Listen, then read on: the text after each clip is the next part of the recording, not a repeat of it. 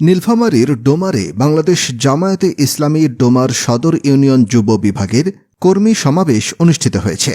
বুধবার বিকেলে ডোমার ইউনিয়ন পরিষদ মাঠে ডোমার ইউনিয়ন যুব বিভাগের সভাপতি মোহাম্মদ নুরুজ্জামানের সভাপতিত্বে ও ইউনিয়ন জামায়াতের সেক্রেটারি মোহাম্মদ সাজু ইসলাম এর সঞ্চালনায় প্রধান অতিথি হিসেবে উপস্থিত ছিলেন জেলা জামায়াতের আমির অধ্যক্ষ মাওলানা আব্দুস সাত্তার।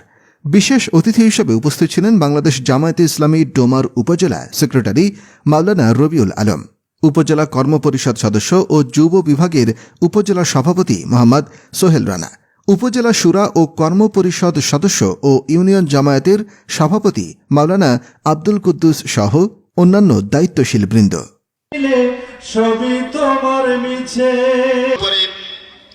সর্বকালের উপস্থিত আছেন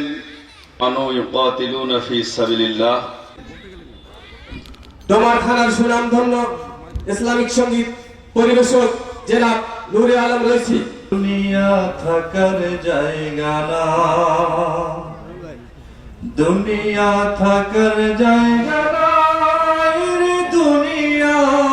আমাদের 300 আসনে জামাতে ইসলামের লোক যখন আল্লাহর রহমতে এমপি হওয়ার মতো যোগ্যতা অর্জন করে দাঁড় হয়েছে বা হবে, এদের কিন্তু ওই রকম কিরমিরি উঠে গেছে।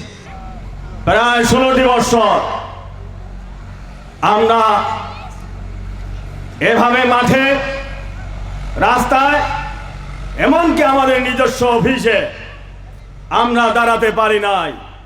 আমরা দেখেছি বিগত 1 আগস্ট 2024 সালে জালিম ফ্যাসিস্ট সরকার শেখ হাসিনার মাধ্যমে প্রজ্ঞাপন জারির মাধ্যমে বাংলাদেশ জামায়াতে ইসলামী সহ তার অঙ্গ সকল সংগঠনকে নিষিদ্ধ ঘোষণা করেছিল, ঠিক কিনা? কিন্তু ঠিক 4 দিনের মাথায় বাংলাদেশ জামায়াতে ইসলামী এই বাংলাদেশে আবার প্রসিদ্ধ হয়ে ফিরে এসেছে কিনা? আল্লাহ তাআলা নির্দেশ দিচ্ছেন ফাকাতিলু আউলিয়া শাইতান। অতএব হে ইমানদার বান্দাগণ, তোমরা এই শয়তানের দোসর যারা, শয়তানের বন্ধু যারা, শয়তানের সহযোগী যারা, তাদের বিরুদ্ধে লড়াই সংগ্রাম অব্যাহত রাখো। কার নির্দেশ? আমরা এই আল্লাহর নির্দেশটা পালন করবো ইনশাআল্লাহ। জামাত ইসলামীকে কোণঠাসা করে রাখা হয়েছে 15.5 বছর।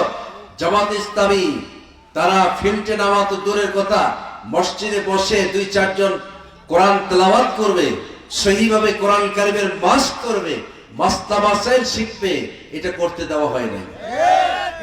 কোন বাড়িতে বসে কোন ভাইরা তাসবিহ তাহলিল করবে, কোরআন শিখবে, ইসলাম সম্পর্কে জানবে, এটা আওয়ামী লীগের কোন ভাইরা যদি জানতে পারে, পুলিশে খবর দিয়ে নিয়ে আসছে যে রাষ্ট্রের বিরুদ্ধে নাশকতা করতেছে, অমুকের বাড়িতে ধরো।